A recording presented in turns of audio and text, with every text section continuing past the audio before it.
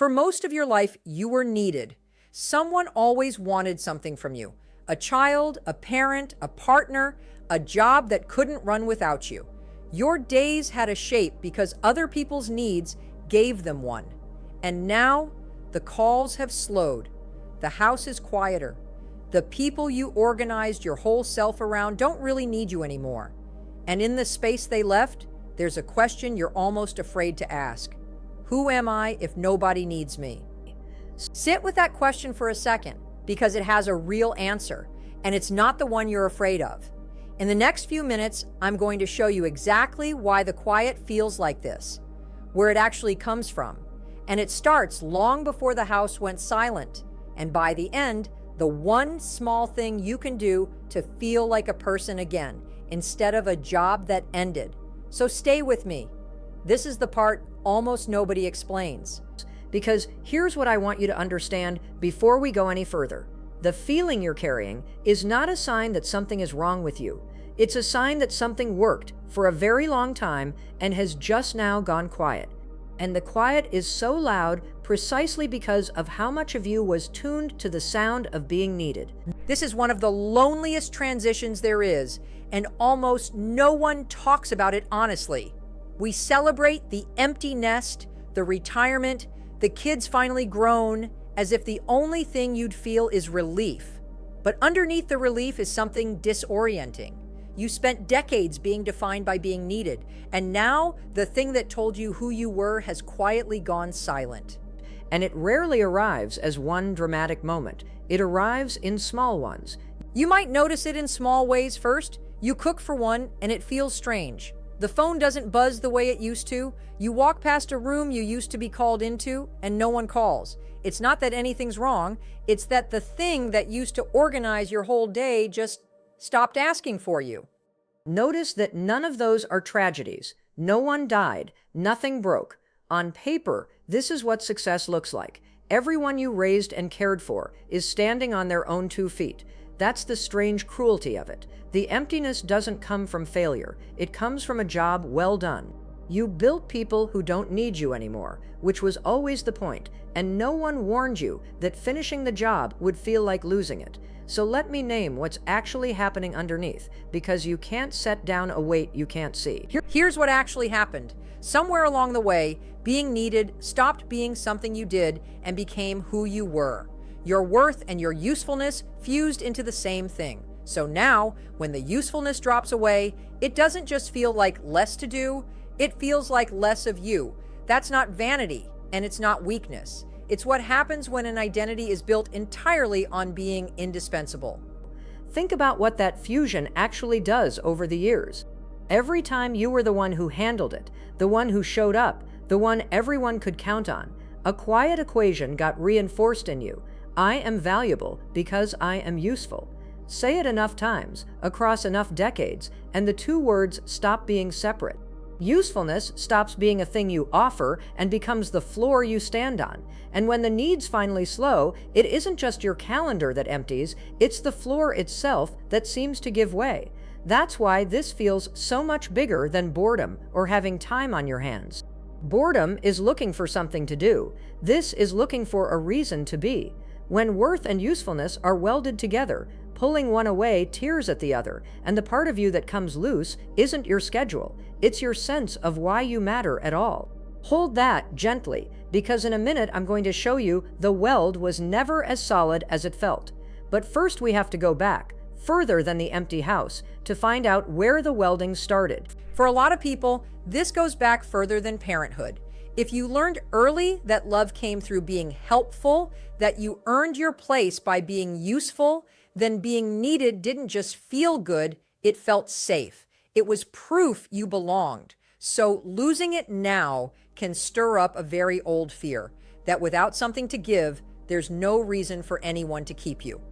Picture the child who figured that out. Maybe the house ran on someone's moods and being helpful kept the peace.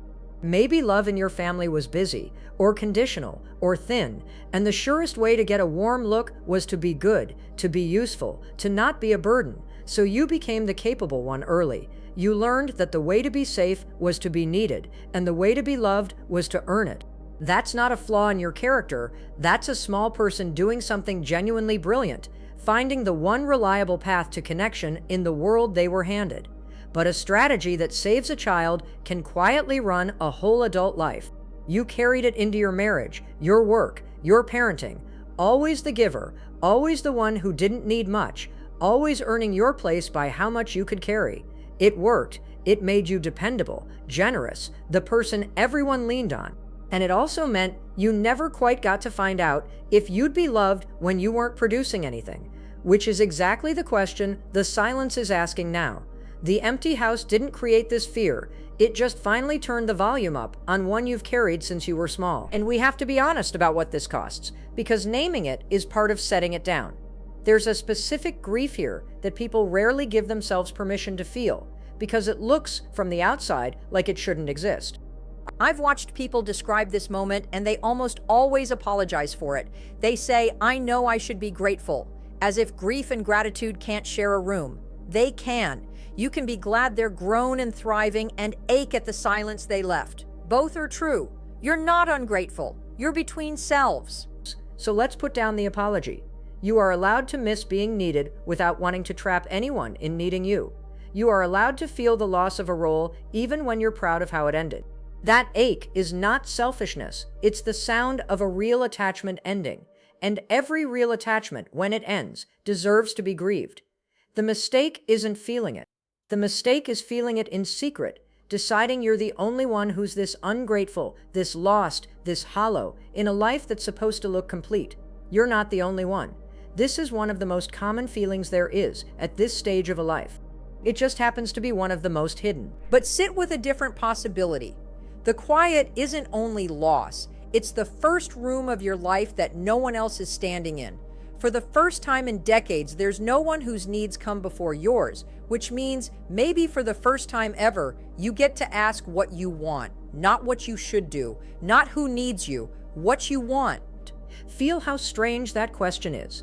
For most of your life, it was almost irresponsible to ask it. There was always someone whose needs were louder, more urgent, more legitimate than your own. So you got very good at not asking. You built a whole self around other people's requirements and called it love, and a lot of it was love. But somewhere in there, the muscle that knows what you want went quiet from disuse.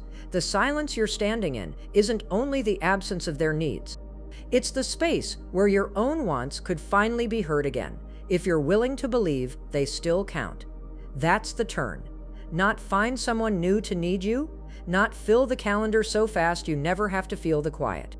The turn is smaller and braver than that, to stand in the empty room and instead of asking who needs me, ask what would I like, and to treat the answer as if it matters. Because it does. It always did. You just never had room to hear it. You are not used up. You are between identities. And that empty stretch, as awful as it feels, is exactly where a new one gets built. The people who move through this don't do it by finding someone new to need them. They do it by slowly discovering that they're allowed to exist for their own sake, that they were always more than the sum of what they did for everyone else. Between identities. Hold that phrase because it changes what the emptiness means. You are not at the end of something with nothing after it. You are in the gap between the self that was organized around being needed and the self that hasn't been built yet. And a gap is not a grave, it's a doorway. It feels like nothing because nothing has been put there yet. That's not proof you're finished. That's the blank space where the next chapter gets written, and for once, you're the one holding the pen. And here is what the people who cross this gap have in common. They stop trying to earn their way back into existence. They stop hunting for the next person, the next crisis, the next role that will make them indispensable again, and they start with something much quieter. They start acting, in tiny ways, as if they already have the right to be here, not because they're useful, just because they are. That shift from earning your place to simply taking it is the whole thing. Everything else is practice. So let's talk about the practice, because exist for your own sake is a beautiful sentence and a useless instruction until you know what to actually do on a Tuesday afternoon. So here's where you start, and it's smaller than you think. One thing today that's only for you, not useful, not for anyone. A walk with no purpose, a page of a book, a coffee you actually taste. It'll feel pointless at first. That feeling is the old wiring. Do it anyway. And I want to be honest about that pointless feeling, because it's the exact place most people quit. When you do something purely for yourself, the old equation will fire immediately. This is a waste. This is selfish. Who is this even for? That voice isn't the truth. It's the child's strategy, panicking because you've stopped earning for a moment. You don't have to argue with it.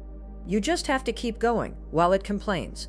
Do the small, useless thing today, and again tomorrow, and something starts to rebuild underneath. Not a new job, not a new person to serve, but a self that is allowed to want things simply because it's yours to want them. That's how you cross the gap, not in one grand reinvention, in 100 small permissions. And slowly, not all at once, but slowly, the questions change. It stops being who needs me and starts being who am I when no one is asking anything of me. And the first few times you meet her, that person, she'll feel almost like a stranger. That's okay. You spent 50 years being introduced to everyone else. You're allowed to take your time being introduced to yourself.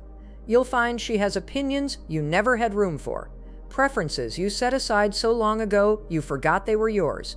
A morning she'd rather spend one way than another, a whole afternoon that doesn't have to be justified to anyone. None of it is productive. None of it earns anything. And that's precisely the point, because a self that only exists when it's being useful was never really allowed to just be. The work of this chapter is not to become useful again.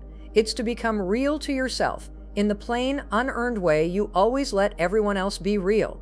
And notice, the moment you stop demanding that you earn your place, you become far better company, not more useful. Just more present, more here, more yourself. The people in your life don't need you to keep proving your worth to them. They'd much rather have the real you, the one who's allowed to exist without a job to do. The version of you that's been waiting, quietly, underneath all that usefulness, the whole time. You were never only useful. You were a whole person the entire time. It's just that no one, including you, ever made room to meet her. Nobody needing you isn't the end of your purpose. It might be the first time your life has ever actually been yours. Start there, quietly, with one small thing that's only for you. Before I let you go, if any of this landed, do me one small thing. Like this video so it finds the next person who needs it. Subscribe if you want to sit with me again next week. And tell me in the comments, what's one thing you'd do if it were only for you? I read them. Then tap the bell so the next one finds you. And this week, before the next video, I want you to try the smallest version of all of this. One thing that's only yours, no use to anyone. Just something you'd like. Do it, and notice the voice that says it's pointless, and do it anyway. That voice is old. You are not. I'll see you next time.